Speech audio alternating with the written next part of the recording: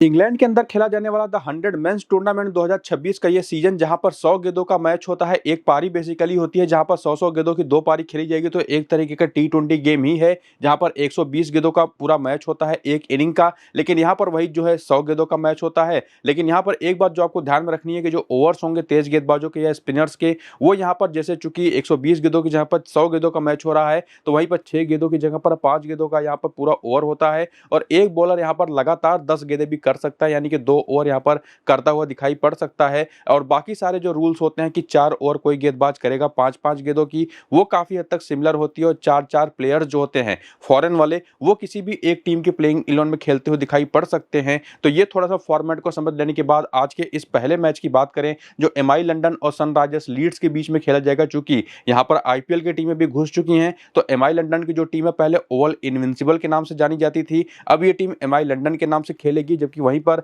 जो Sunrisers Leeds की team है, ये जो पहले थी वो यहाँ पर नॉर्दर्न सुपर चार्जर्स के नाम से जानी जाती थी, अब यहाँ पर सनराइजर्स हैदराबाद की टीम ने यहाँ पर अपना इन्वेस्ट किया है। तो इन लोगों को सनराइजर्स लीड्स का नाम लेकर के चलना है। और ये जो पहला मैच इनको खेलना है 21 जुलाई को रात को 11 बजे से भारत के समय के हिसाब से, लेकिन लोकल टाइम केनिंगटन और लंदन के मैदान पर उस टाइम पर बजे होंगे। इस मैच के स्टार्टिंग टाइम पर अगर हम देखें तो शाम के 6:30, यानी कि एक डे नाइट टी20 मुकाबला एक तरह से, या द 100 मुकाबला वहां पर खेला जाएगा वहां के लोकल टाइम के हिसाब से। जहां पर सबसे पहले वेदर फोरकास्ट की बात करें तो जब यह मैच स्टार्ट वहां पर होगा तब भी, और even through out the match आसमान काफी हद तक पूरी तरह से क्लियर होगा। इवन 9 बजे रात को वहां के लोकल टाइम के हिसाब से सनसेट होता है, यानी कि रात वहां पर करीब रात के 10 बजे से स्टार्ट होता है। तो ये एक बड़ी यूनिक चीज है। तो एक तरीके का डे नाइट टी20 मैच या द 100 का ये जो मैच है यहाँ पर जो खेला जाएगा। यहाँ के पिच रिपोर्ट की अगर हम बात करें तो केवल 2026 की अगर हम ले बात, तो यहाँ पर 6 टी20 मैचेस डोमेस्टिक के वहां पर खेले गए हैं। जो इंग्लिश टी20 ब्लास्ट होता है, रिसेंटली 6 मैचेस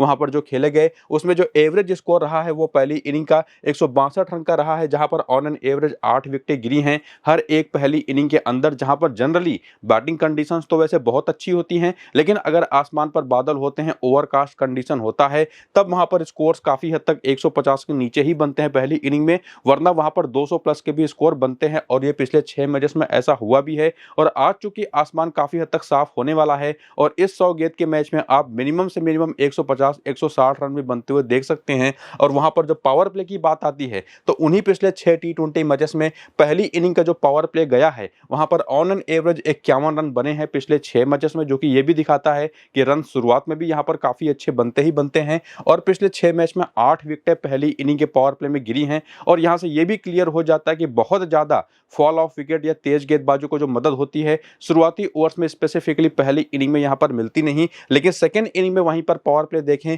तो रन तो लगभग उतने ही बनते हैं, जो कि ऑन एन एवरेज 50 के आसपास बनते हैं सेकंड इनिंग के पावर प्ले में। लेकिन विकेटें अगर आप देखें तो लगभग अगर आप देखें तो दुगनी विकेटें वहां पर गिरती हैं, यानी कि सेकंड जो इनिंग का पावर प्ले होता है पिछले 6 टी20 मैचेस में, वहां पर 6 मैचेस में 13 विकेटें गिरी हैं। जो ये भी दिखाता है कि मैच के आगे बढ़ने के साथ साथ थोड़ा सा बॉलर्स गेम में बेहतर तरीके से आते हैं। और वैसे भी जब डे नाइट टी20 मैचेस होते हैं, या आज का मैच भी जो कि डे नाइट मैच ही होगा, जब फ्लड लाइट्स वहां पर जलती हैं और थोड़ा सा टेम्परेचर ड्रॉप करता है, तो थोड़ी बहुत नमी हवा में जो आती है उसकी वजह से भी सेकंड इनिंग में हेल्प वहां पर तेज गेंदबाजों को मिलती है। और इन पिछले 6 मैचेस में 2 बार पहले बैटिंग करने वाली टीमें, तो 4 बार बैटिंग सेकंड करने वाली टीमें मैचेस जीती हैं। और वहां पर जो टोटल 48 विकेटें तेज गेंदबाजों को पिछले 6 मैचेस में मिली हैं, उसमें से अगर आप देखेंगे तो पहली इनिंग में 20, तो सेकंड इनिंग में 28 विकेटें मिली हैं। और 14 विकेटें केवल स्पिनर्स को मिली है, जिसमें से 10 विकेटें पहली इनिंग में, 4 विकेटें सेकंड इनिंग में मिली हैं। और ये सारी बातें कम से कम ये बात तो क्लियर कर देती है कि अगर किसी 6 टी20 मैच में टोटल तेज गेंदबाजों को 48 ही विकेटें मिल रही हैं, जो नंबर बहुत ही कम है अगर आप देखें तो, और इवन स्पिनर्स को तो 14 ही विकेट मिला है, तो काफी हद तक सीधे सीधे आप कह सकते हैं कि पहली इनिंग में ही ज्यादातर विकेटें गिरती हैं। और स्पेसिफिकली सेकंड इनिंग में बैटिंग कंडीशन बेटर हो जाती है पावर प्ले के बाद, और सेकंड इनिंग में ही इसी वजह से ज्यादातर टीमें मैचेस यहां पर जीतती हैं। लेकिन ओवरऑल कंडीशन जो होगी वो बैटर्स के फेवर में होगी, और वैसे भी धूप रहेगा तो बैटर से यहां पर डोमिनेट करते आपको दिखाई पड़ेंगे। तो इस पूरे पिच रिपोर्ट को समझ लेने के बाद जो एक बात और हमको देखनी और समझनी है, वो देखनी समझनी है टॉस के बाद कि जो पिच एक्चुअल में मिलेगी वो कैसी है। वेदर उस टाइम पर कैसा है, जिसकी एक्सपेक्टेशंस आपको मैं ऑलरेडी बता चुका हूं कि वेदर पूरी तरह से क्लियर होगा। पिच वहां पर काफी हद तक बैटिंग फ्रेंडली होगी। हिस्ट्री भी हमने देखा जो पिछले 6 टी20 मैचेस यहां पर खेले गए हैं, उसके हिसाब से ये भी समझा कि मैच के आगे बढ़ने के साथ साथ कंडीशन बैटिंग करने के लिए और बेटर होती चली जाएगी। बस सेकंड इनिंग का जो पावर प्ले होगा वहां पर कंडीशंस थोड़ी सी तेज गेंदबाजों को फेवर कर सकती है। तो जो भी फाइनल अपडेट्स पिच को लेकर के, टॉस को लेकर के, प्लेइंग 11 और बैटिंग ऑर्डर को लेकर के होगा, और अपनी जो मेरी फाइनल फैंटेसी टीम 11 प्लेयरों की बनेगी कप्तान और वाइस कप्तान के ऑप्शन के साथ, वो भी आपको मैं टेलीग्राम और व्हाट्सएप चैनल पर प्रोवाइड करवा दूंगा टॉस के बाद। तो जाकर के मेरे टेलीग्राम और व्हाट्सएप को जल्दी से ज्वाइन जरूर कर लीजिए या फॉलो कर लीजिए। नीचे इसी वीडियो के डिस्क्रिप्शन में और कमेंट बॉक्स में जो पिन किया हुआ कमेंट है, दोनों जगहों पर आपको लिंक मेरे व्हाट्सएप चैनल का भी और टेलीग्राम चैनल का भी देखने को मिल जाएगा। क्लिक करके जल्दी से ज्वाइन करिए। फिलहाल जो एक्सपेक्टेड प्लेइंग 11 या बैटिंग ऑर्डर आज के इस मैच में उतर सकती है, सबसे पहले तो एमआई लंदन की टीम की तरफ से वो आपके सामने है, जिसके कप्तान ही सैम करन है। सैम करन अभी आपने देखा होगा इंडिया के खिलाफ टी20 और वनडे सीरीज में क्या कमाल की बॉलिंग करी है। आखिरी मैच में जब वनडे जो था इंडिया के खिलाफ, उसमें एक बार लग रहा था इंडियन टीम जीत जाएगी, 388 का स्कोर चेज कर जाएगी, और वहां पर इन्होंने अकेले दम पर अपनी बॉलिंग से इंग्लैंड को वो मैच जिताया 27 रन से, और इंडिया भी 360 रन बना गई थी। और जो इनकी बॉलिंग रिसेंट टाइम में हमने देखी है, मून बॉल बेसिकली स्पिनर से भी है तो एक left arm medium pacer, maximum speed इनकी होती है 135-136 किलोमीटर प्रति घंटे की रफ्तार से, लेकिन मिनिमम स्पीड भी ये लेकर के जाते हैं 75-70 किलोमीटर प्रति घंटे की रफ्तार से, जो रिसेंट टाइम में ना स्पिनर्स भी नहीं करते। और उन्हीं गेंदों पर जो इनकी कटर्स होती हैं, इंडियन बैटर्स को बहुत दिक्कतें हुई। आखिरी मैच में इनको 4 विकेट भी वो देकर के गए। तो ऐसे कप्तान में वहां पर विल जैक्स प्लेइंग 11 में खेलेंगे एज ए ओपनर, एक्सपेक्टेड ये भी है। और बाकी जेम्स विंस है, निकोलस पूरन है, सरफेन रदरफोर्ड है, टॉम करन भी है, इन्हीं सैम करन के भाई। और उसके बाद राशिद खान है, रिचर्ड ग्लीसन है, ओली स्टोन है, ट्रेंट बोल्ट है, और साथ ही साथ नेथन साउटर। तो अच्छा खासा यहाँ पर आपको एक्सपीरियंस दिखाई पड़ेगा। एक बेसिकली एक मिक्स दिखाई पड़ेगा, जहां पर एक लेग स्पिनर है, जहां पर एक पार्ट टाइमर ऑफ स्पिनर है, और एक दुनिया का सबसे महानतम टी20 का लेग स्पिन बॉलर और भी है। बाकी तेज गेंदबाजों में दाहिने हाथ का तेज गेंदबाज है, बाएं हाथ के तेज गेंदबाज हैं, डेथ ओवर के स्पेशलिस्ट हैं। बाकी सैम करन के बारे में तो आपको मैंने बताया। तो बहुत ही कमाल की ये टीम दिखाई पड़ती है, जिसके बेंच पर जाकर के देखें तो वहां पर भी ओली पोप है, जेसन रॉय है, कैलम पार्किंसन है, एडी जैक और सेबेस्टियन मॉर्गन।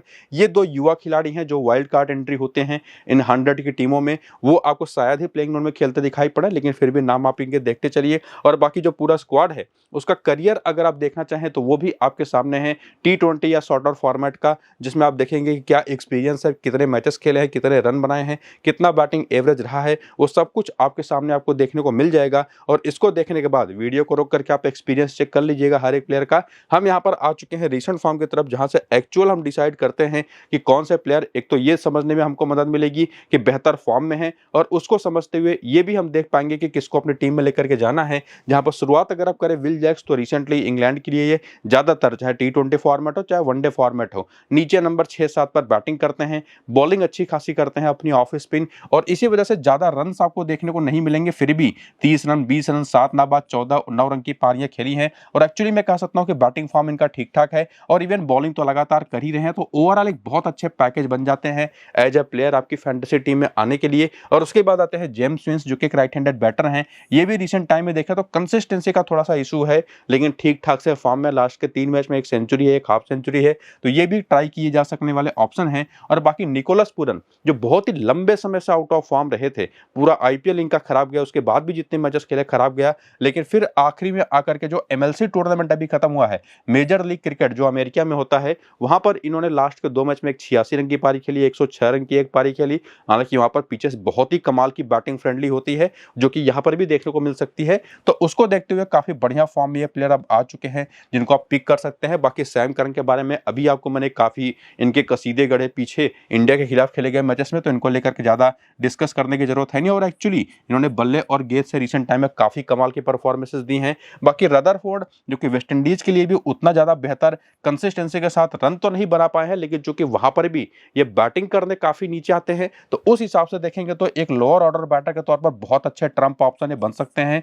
ठीक जैसा मैंने जेम्स विंस की तरह कहा था, उसी तरीके से इनके रन भी आते हैं। और बाकी इसके बाद आते हैं टॉम करन, जिनका फॉर्म उतना बेहतर है नहीं, जो कि आखिरी के 5 मैचेस अगर आप इनके उठा करके देखें तो 3 बार तो विकेट लेस ही हैं, 2 बार एक विकेट इन्होंने लिया है। और उसके बाद आते हैं राशिद खान। इंग्लैंड के अंदर तो आप इनको निश्चित तौर पर अपनी प्लेइंग 11 से मिस कर नहीं सकते, हालांकि फॉर्म इनका भी विकेट टेकिंग ऑप्शन के तौर पर रिसेंट टाइम में बहुत अच्छा नहीं रहा है। जो पिछले 4 मैच में ही अगर आप देखें तो केवल 2 ही विकेट है, और उसके पहले भी देखेंगे तो कंसिस्टेंसी विकेट निकालने के मामले में उतनी रेगुलर रही हैं। लेकिन जैसे ही बात आती है इंग्लैंड के अंदर खेलने की या इंग्लिश प्लेयर्स को बॉलिंग करने की, तो इनको मैं मिस नहीं कर सकता। और उसी कंडीशन से आप रिचर्ड ग्लीसन को भी एक बहुत अच्छा बॉलिंग ऑप्शन मान सकते हैं, जो कि ठीक ठाक बढ़िया फॉर्म में है। यॉर्कर्स अच्छी करते हैं, इनके पास पेस अच्छी है, पेस वेरिएशन अच्छी करते हैं। और अभी इंग्लैंड के अंदर जितनी भी पिचेस आप देखेंगे, जैसे ही गेंद 10-12 ओवर पुरानी होगी ना, वहां पर गेंद बल्ले पर फंस करके आना शुरू हो जाती है। तो वहां पर ये काफी अच्छा ऑप्शन हो जाता है। ना सिर्फ ये, इवन ओली स्टोन भी। और उसके बाद आते हैं ट्रेंट बोल्ट, जो कि बहुत अच्छे फॉर्म में है नहीं। इनको एक्चुअली रिसेंट टाइम में उतना बेहतर ऑप्शन में मानता भी नहीं कि आप इनको टीम में लेकर के जाएं। नेथन साउटर का भी लगभग वही हाल है, हालांकि विकेट इन्होंने फिर भी निकाली है, क्योंकि मुझे लगता है कि यहाँ पर राशिद खान है तो इनको शायद ओवर्स कम मिले, या हो सकता है इनकी जगह पर कैलम पार्किंसन जैसे प्लेयर या कोई एक एक्स्ट्रा बैटर भी खेल सकता है प्लेइंग 11 के अंदर। तो वो तो हमको टॉस की बात पता चलेगा। लेकिन एक बात क्लियर है कि Will Jacks, Nicholas Pooran, Sam Curran, Rashid Khan जैसे 4 बेस्ट ऑप्शन हैं जिनको सीधे अपनी टीम में आप लेकर के जा सकते हैं। और इवन रिचर्ड ग्लीसन को भी उसी कैटेगरी में रखूंगा। तो ये जो डबल टिक वाले 5 प्लेयर्स हैं, ये तो बेस्ट रहेंगे। जिसमें छठा प्लेयर अगर आपको ट्राई करना है तो आपके पास जेम्स विंस का ऑप्शन है। रदरफोर्ड को तो मैं अभी भी ट्राई करने को नहीं कहूंगा, या आप चाहें तो बेसिकली ज्यादा बेहतर ऑप्शन आपके पास टॉम करन का है, क्योंकि वो बैटिंग भी कर लेते हैं। तो एक प्लस पॉइंट उनके साथ है। तो या तो जेम्स विंस या तो टॉम करन, दोनों में से किसी भी एक को आप ट्राई कर सकते हैं। और पूरी तरह से सेफ खेलना है तो एक प्लेयर और यहाँ पर है आपके पास, ट्रेंट बोल्ट, चूंकि ज्यादातर लोगों की टीम में ये होंगे, तो इनको भी आप ट्राई कर सकते हैं छठे प्लेयर के तौर पर।